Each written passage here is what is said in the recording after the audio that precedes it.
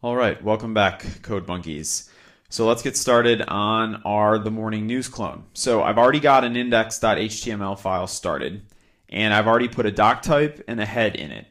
But I'm missing a few things here to make this an actual HTML file. First thing I need to do is I need to add a body. And I actually don't need all this extra stuff right now, so let's get rid of that. So gotta have a body, and also cannot forget to close our HTML tag. So this guy right here is closing this guy up here. So there we go. So now if I come in here and go h1 hello world, there we go. Save it. Okay, so now I basically have an HTML file at a basic core, an HTML5 file, in fact. So with this saved, if I want to view this in a browser, all I have to do is drag it over to Chrome, and it'll open up. So now I'm viewing this file. So you can see here, if I change it, there. So now that we have that working, and this is basically how I do most of my design. So I'm going to be in here working on some code, and then I'll flip back to Chrome, check it out. Go back to TextMate, work on a little bit of code, flip back to Chrome, check it out. This back and forth is back and forth. I do spend a little bit more time in Chrome, specifically in the web inspector, which I'll show you guys in a sec. But for right now, there's a few other things that I want to get in here. So the first thing I want to do is I want to install what's called an HTML5 shiv. And what this is this is just a little script that we're going to insert in the head, and it's going to take care of older browsers that don't support the newer HTML5 tags. And what I mean by that is, let's see, tags like section, let's see.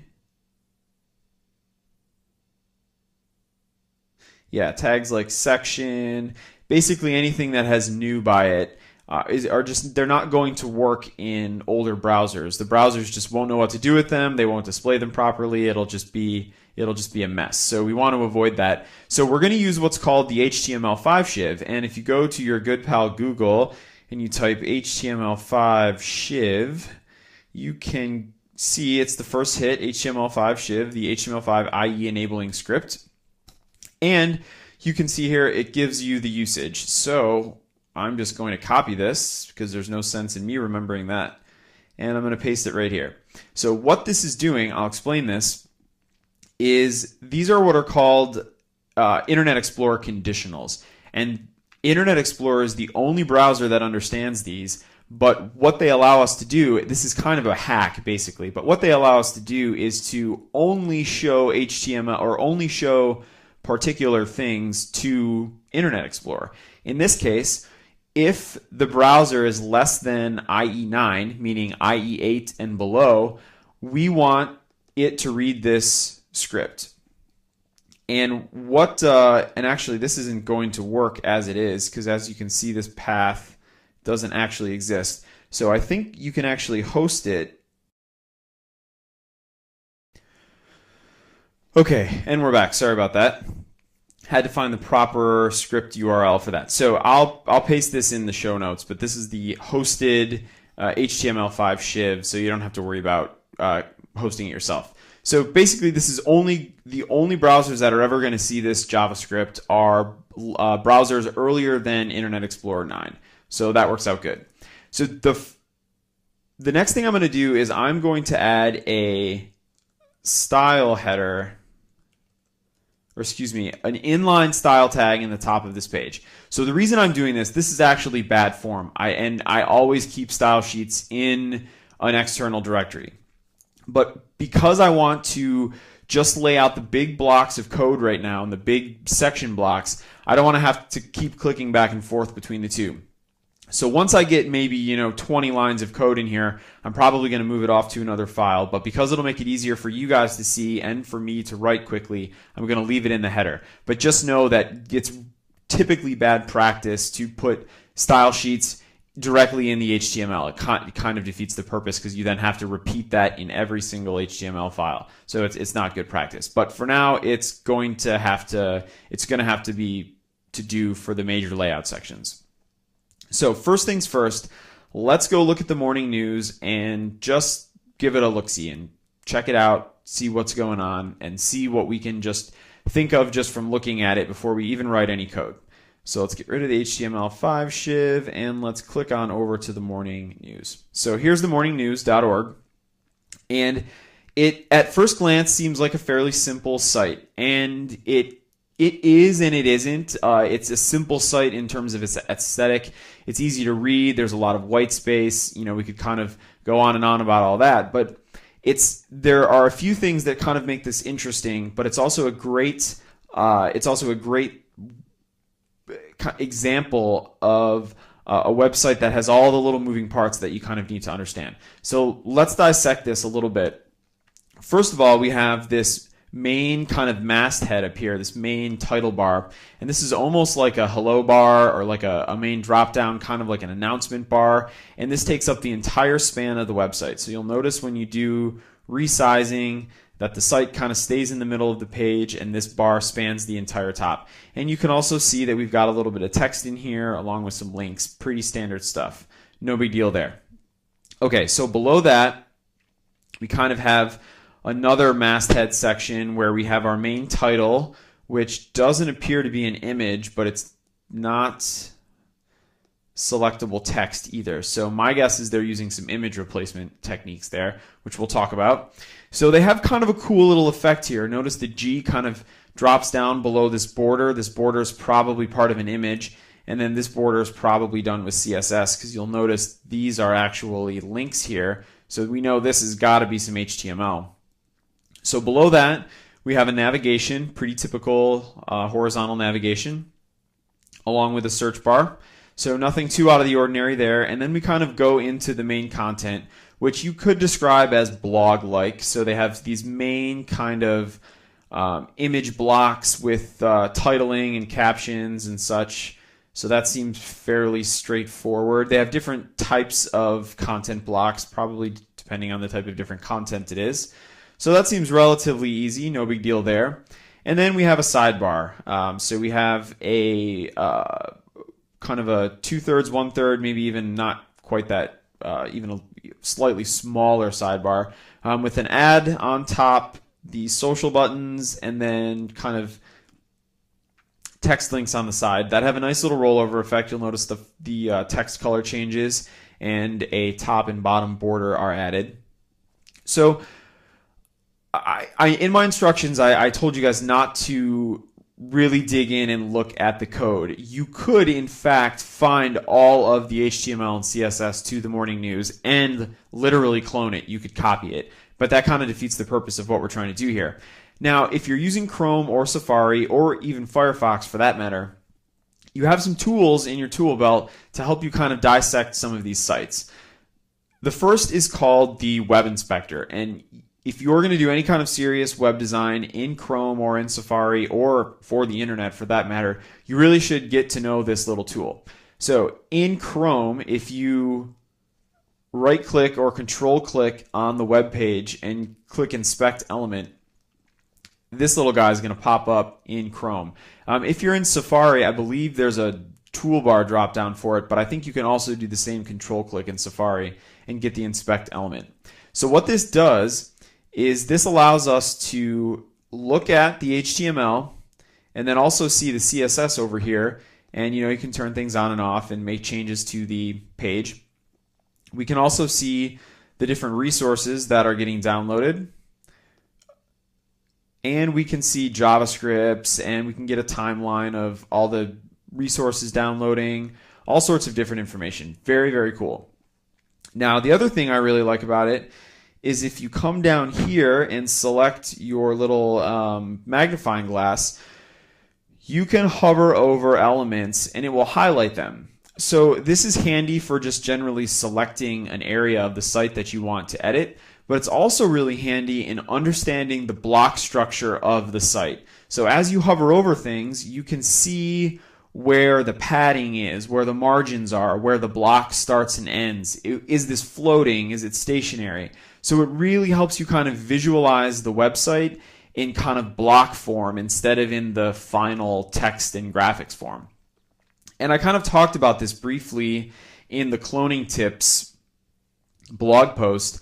And as you can see here, we've broken the morning news down into these major sections here that kind of act as the building blocks of the site. And these elements are in fact called block level elements, and that's how we build these sites out.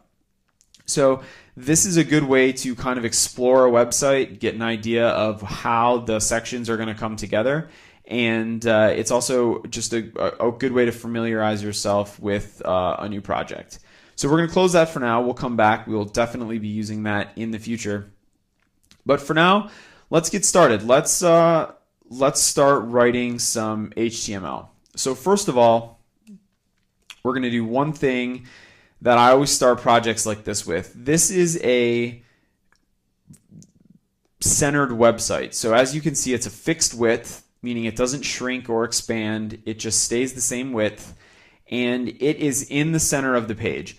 And there's only one really easy way to accomplish this, and you should pretty much do it the same every time. So I'm going to start off that way, and I'll explain that CSS as we get there. So the first thing I'm going to do is going to create a div at the top, and we're going to call that the banner. So this div right here is going to serve as this banner, and it's a container which will allow us to put things like the text from the banner. There we go. Okay. So there we go. There's the first part. Now we've got our banner. So there we go. Doesn't look anything like the morning news yet, but we're just getting the structure in place. So we've got that taken care of. Now we've got to contend with this here. So this is centered in the page. So we need to wrap all of this content in something. And we're going to do that with another div. And you could do this with other tags. I think a div is appropriate here. And we're going to call this a container. Now, this is not the most semantic way to do this. Well, it is the most semantic way you can really possibly do this, but it's not. It's kind of a superfluous tag. It doesn't really mean anything. It's just there to kind of house the content of our site. So this will also act as the main wrapper. So this will cover the entire website. It will hold everything together. So now within our container, we have two main sections, really. We have a content section and we have a sidebar. So we're going to illustrate those, or we're going to build those into our HTML. One is a section. So we're going to do section ID. We'll just call that main. Let's close that. And we are going to have, I won't do that, an aside.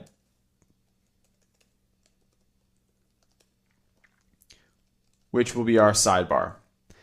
So now within this section, we have a header and we have some navigation. So I'm going to put my header in here. And just for right now, we'll put an H1, the morning news. Okay. And then below that, we have a nav. We're going to leave that just like it is for right now. I'm going to ignore this search because I can come and do that later. That's not a big deal.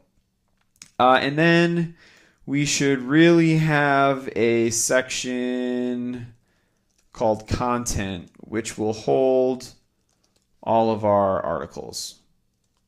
So, yeah. Okay. So that's our basic main area. And then in our aside, up at the top, maybe we can have a div class ad for our advertisements. We're going to do a list, an unordered list for our social buttons. And let's just double that up there. And then we'll have another ordered list for all of our links. So let's go UL.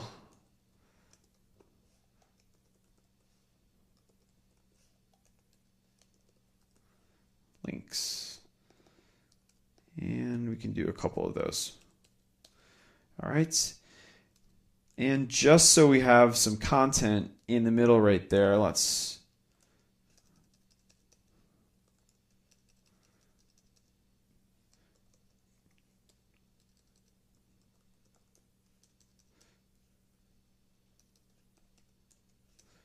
my lorem ipsum generator does not seem to be cooperating. There it goes. Okay. Sorry about that.